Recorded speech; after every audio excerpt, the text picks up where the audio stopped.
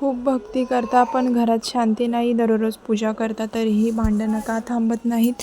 चूक नक्की कुठे होते, भक्तीत की घराच्या वातावरणात? आज जाणून घ्या हे रहस्य जे तुमचं आयुष्य बदलू शकतं. नमस्कार माझ्या लाडक्या भगिनींनो आणि श्री स्वामी समर्थ भक्त परिवारांनो. स्वामी समर्थांच्या चरणी कोटी कोटी प्रणाम. आज मी तुम्हाला एक असा विषय सांगणार आहे जो प्रत्येकाच्या घरात घडतो, पण कोणी स्पष्टपणे समजून घेत नाही. आणि मनापासून भक्ती करतो, जप करतो, पूजा करतो, देवाला नैवेद्य दाखवतो, पण तरीही घरात भांडणे का होतात? दुःख का वाढत? मनाला शांती का मिळत नाही? हा प्रश्न तुमच्या मनातही नक्कीच आला असेल. आणि आज याच प्रश्नाचं उत्तर आपण अतिशय प्रेमाने आणि समजून घेणार आहोत. ही माहिती गुरुमाऊली अण्णासाहेब मोरे यांनी सांगितली आहे आणि ती अनुभवातून आलेली आहे, म्हणून शेवटपर्यंत नक्की ऐका. भगिनींनो, सर्वात आधी एक गोष्ट समजून घ्या. भक्ती म्हणजे फक्त देवासमोर दिवा लावणे नाही. भक्ती म्हणजे फक्त माळ जपणे नाही. भक्ती म्हणजे मनाची शुद्धता, विचारांची स्वच्छता आणि घरातील वातावरणाची सात्विकता. आजकाल आपण काय करतो?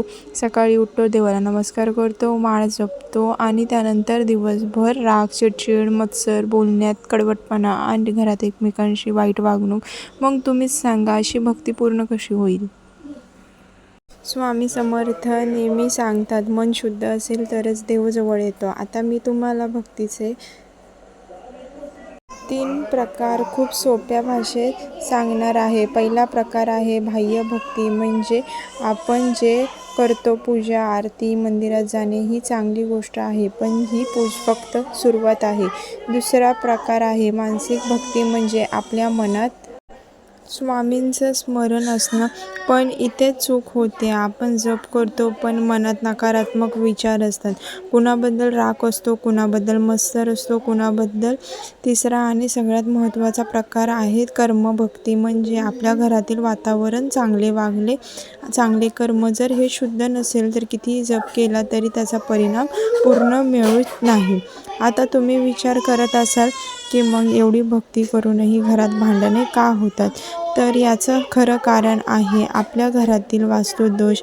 हो भगिनींनो, हे ऐकून तुम्हाला आश्चर्य वाटेल, पण हे अगदी खरं आहे. गुरुमाऊली अण्णासाहेब मोरे यांनी सांगितलं आहे की जिथे वास्तू बरोबर नसते तिथे भक्तीचा पूर्ण परिणाम मिळत नाही, कारण घरातली ऊर्जा बिघडत असते. आता आपण एक एक करून समजून घेऊया. सर्वात महत्त्वाचा कोपरा म्हणजे ईशान्य कोपरा. हा कोपरा देवाचा कोपरा मानला जातो. इथेच पूजाघर असायला हवं, इथे स्वच्छता असायला हवी.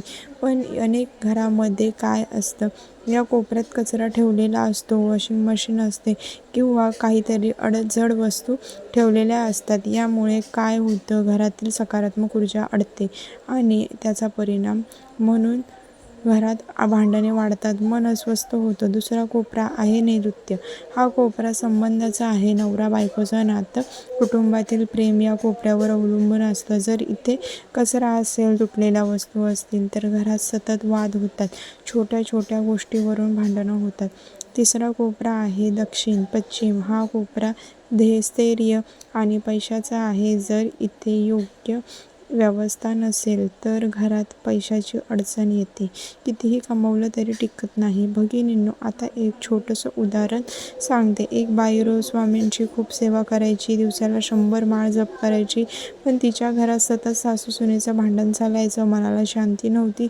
मग तिने गुरुमाऊलीचा सल्ला घेतला. तेव्हा त्यांनी सांगितलं, तुझ्या घराचा ईशान्य कोपरा स्वच्छ नाही, तिथे जड वस्तू ठेवलेल्या आहेत, आधी तो कोपरा स्वच्छ कर आणि तिथे स्वामींचा फोटो ठेव. तिने अगदी मनापासून हे केलं आणि 15 दिवसात तिच्या घरात शांतता आली. यावरून एक गोष्ट स्पष्ट होते, भक्ती आणि वास्तू हे दोन्ही एकमेकांशी जोडलेले आहे. फक्त भक्ती करून चालत नाही आणि एक वास्तू करूनही चालत नाही. दोन्ही गोष्टी संतुलित असायला हवेत. आता मी तुम्हाला स्वामी समर्थांच्या लीलांमधून एक सुंदर गोष्ट सांगते. एक भक्त स्वामीकडे आला आणि म्हणाला, बाबा, मी रोज जप करतो, पूजा करतो, पण माझ्या घरात सुख नाही. स्वामींनी डोळे बंद करून त्यांच्या घराची स्थिती पाहिली आणि म्हणाले, तुझ्या घराचा मध्यभाग बंद आहे, जिथे जड वस्तू ठेवलेल्या आहेत, तो ब्रह्मस्थान आहे, तो मोकळा ठेव. मग त्या भक्ताने घरी जाऊन तो भाग मोकळा केला आणि काही दिवसातच त्याच्या घरात बदल दिसू लागला.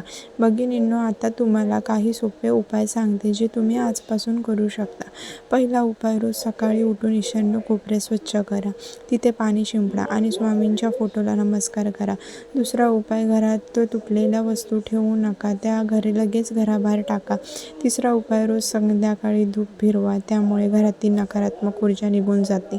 चौथा उपाय, जप करताना फक्त शब्द उच्चारू नका, तर मनापासून स्वामींचं स्मरण करा. आणि सगळ्यात महत्त्वाची गोष्ट भगिनींनो, घरात प्रेमाने बोला, एकमेकांना गोड वागा, कारण देव तिथेच वास करतो जिथे प्रेम असतं. आता शेवटी मी तुम्हाला एक छोटीशी सेवा सांगते जी तुम्ही 7 दिवस करा. रोज सकाळी 11 माळा स्वामींचा जप आणि जप झाल्यानंतर घरभर फिरून स्वामींचं नाव घ्या आणि मनात प्रार्थना करा, स्वामी माझ्या घरातील सर्व नकारात्मकता दूर करा, आमच्या घरात सुख, शांती आणि समाधान द्या. ही सेवा मनापासून करा, तुम्हाला नक्कीच फरक जाणवेल.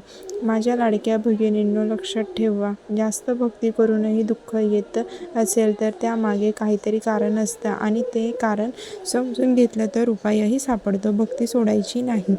तर व्हिडिओ कसा वाटला नक्की कमेंटमध्ये श्री स्वामी समर्थ लिहा आणि आपल्या स्वामी भक्तांपर्यंत हा व्हिडिओ नक्की शेअर करा. श्री स्वामी समर्थ.